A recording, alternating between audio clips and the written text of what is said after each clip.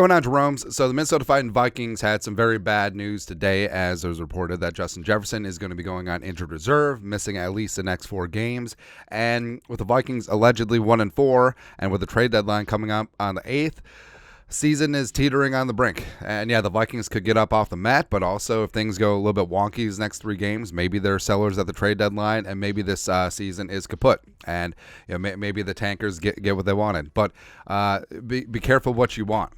I mean, because it would be such a Vikings thing if the Vikings end up with Caleb Williams and he sucks ass, but then like May and Penix and Sanders and Ewers, they all end up Hall of Famers. I mean, you sort of get what you get in that spot. But the national media jabroni haircuts, again, you could say, why do you care what the national media thinks of the Vikings? Because it does shape public perception. It does shape the casual fans' perception and perspective on the Minnesota Vikings. And we like pointing it out because it also builds up the us versus them mentality, us against the world.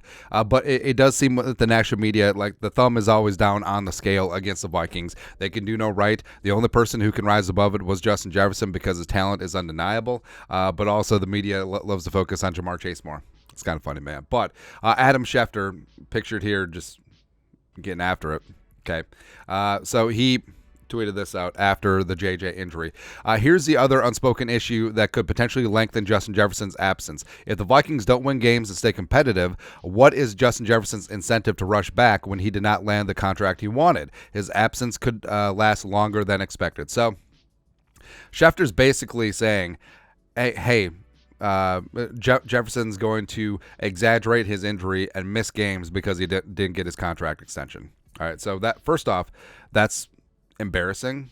Second of all, like, is it defamation or libel when it's written? I don't know. Like, I never know the difference. But basically just coming out and saying, like, hey, Justin Jefferson could be healthy, but the Vikings are out of it. Justin Jefferson might not play because he wants his contract.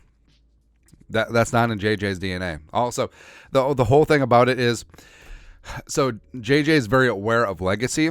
And if he wants the all-time receiving records, whether it's receptions, yards, touchdowns, whatever, I mean, he's chasing Jerry Rice and Fitz and whatnot. But, I mean, these games all count.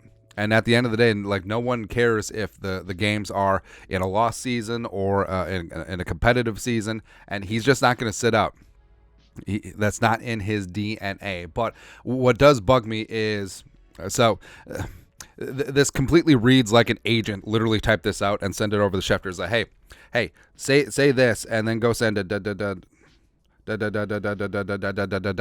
that stuff. So it's ridiculous. It's so stupid, and it does remind you of when Danielle Hunter had the herniated disc in his neck in 2020, and then Rap Sheet ripped out this genius tweet. Viking star Danielle Hunter is having surgery to clean up a herniated disc, knocking him out for 2020, per me and Tom Passero. Minnesota has the decision this offseason: make Hunter the highest paid defender in football or trade him. Have we seen the last of him in a Vikings uniform? Eyeball emoji. And again, this is that is completely a agent sticking their hand up there and using the insiders like a sock puppet. Now, I understand that this is how the game is played, and NFL insiders, you have to horse trade information, and you got to give a little to get a little, and sometimes you go to bat for the agent, and sometimes that agent will give you the scoop down the line. Fully understand that. And these guys are great at their jobs, but they're not frickin' Woodward and Bernstein, right? They're not like the CIA.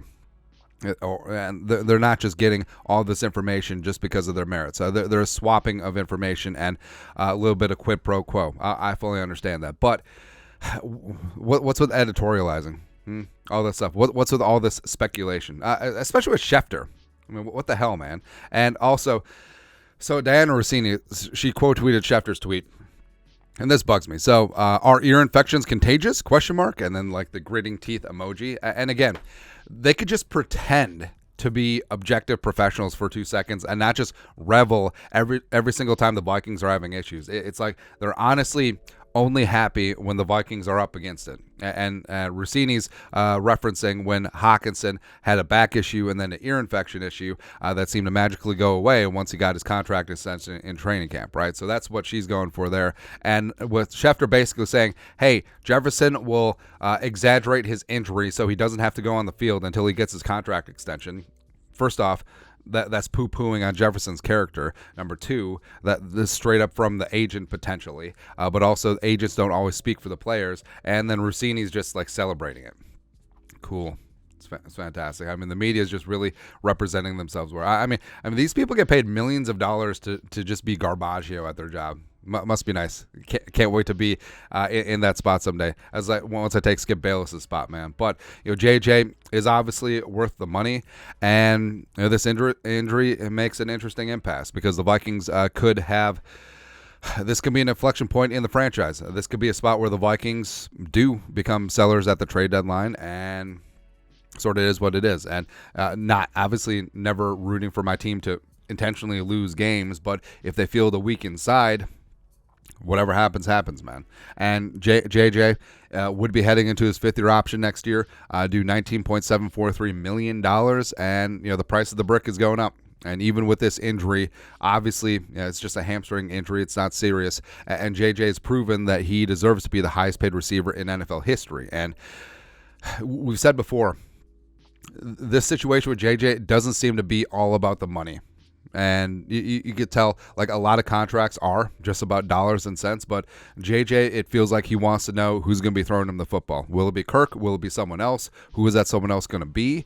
And as a receiver, obviously your quarterback is very important. And I think that's what the holdup is at this point. I mean, the Vikings obviously see JJ as the face of the franchise, obviously want to take care of him. The money will take care of itself. But I think that the future direction of this team, because all Justin Jefferson wants to do is frickin' win, I think that's what's really important for him. But again, just media malfeasance at every single turn. Like, the Vikings can't escape it. It's just pathetic, man. But your thoughts are thoughts. Media really not even hiding it anymore against the Vikings. Let us know your thoughts and our thoughts in the comment section below. Subscribe for daily Vikings takes. Want to support the work? Put a little something in the Venmo. But until next time, Skol, production value.